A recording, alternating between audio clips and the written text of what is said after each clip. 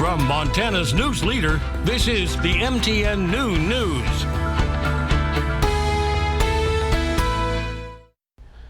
Good afternoon. Thanks for joining us on the Noon News. I'm Andrea Lutz. For those who have a fear of needles, getting a vaccine could be easier and pain-free. We'll have that story in a minute, but first.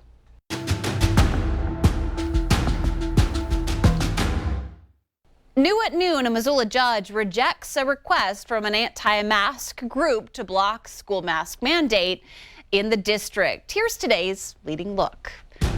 The request comes from a group called Stand Up Montana, saying the district's mandate is a violation of constitutional rights. Well, the judge ruled schools have the ability to use a recognized public health measure to control the spread of COVID. Stand Up Montana filed a similar lawsuit in Bozeman. Today, the Supreme Court returns to a direct challenge for Roe versus Wade. The hearing is in regard to Mississippi's 15-week abortion ban. The case was already on the docket before justices voted 5-4 last month to allow the 6-week abortion ban in Texas to take effect. This will be the first time in more than a year the Supreme Court will meet again in person.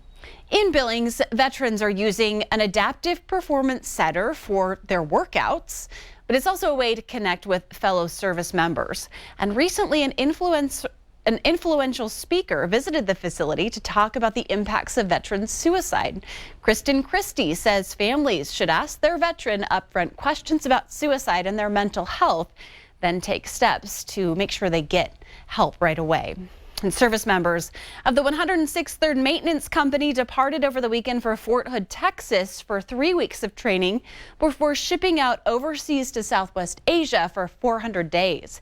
The departure ceremony normally marks the last time soldiers, of course, will see their family members. Health experts say states across the country are scrambling to prepare for worker shortages due to vaccine mandates. Connecticut brought in their National Guard as potential replacements for unvaccinated workers. And in Washington, there is a deadline for state workers to show they've gotten their shots. That's today's leading look.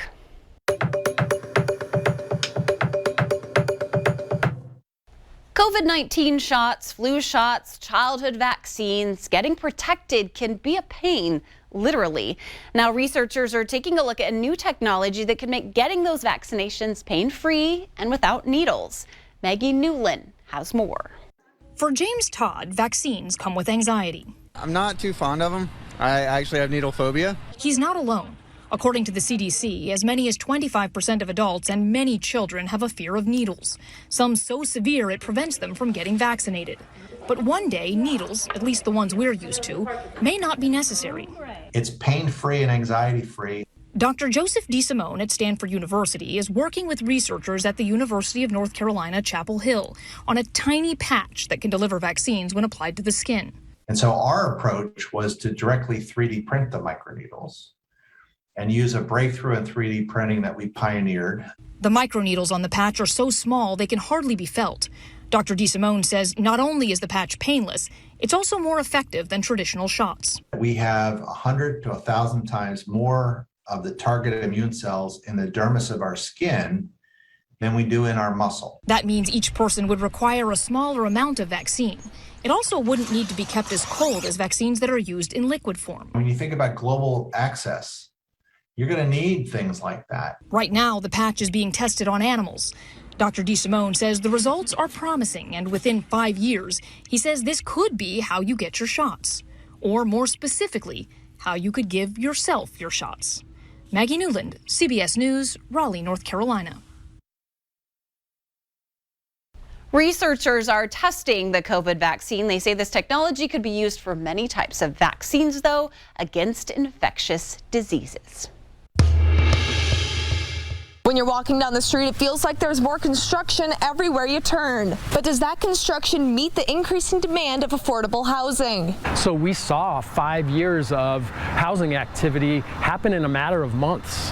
This situation is so unprecedented. I think we didn't expect the housing market to escalate as rapidly as it did once the shelter in place was lifted. Now, luxury condos, expensive flats, and high rent are not Bozeman-specific specific issues. You can find it throughout the state and nation, but a big issue, Montanans no longer being able to live in the city they grew up in. You see a lot of street camping, which you didn't see in the past in Bozeman. It doesn't mean that it wasn't there. It's just now with all the development and building, it's pushing people out of their spots that they were, and it's becoming more prevalent and visible. We have seen massive increases in requests for assistance. Our seasonal warming shelter last year saw about twice as many people as we would normally see in a given year. And at the moment, the HRDC is busy remodeling some of their affordable apartment buildings. This building in particular was built in the early 70s and had not been renovated since.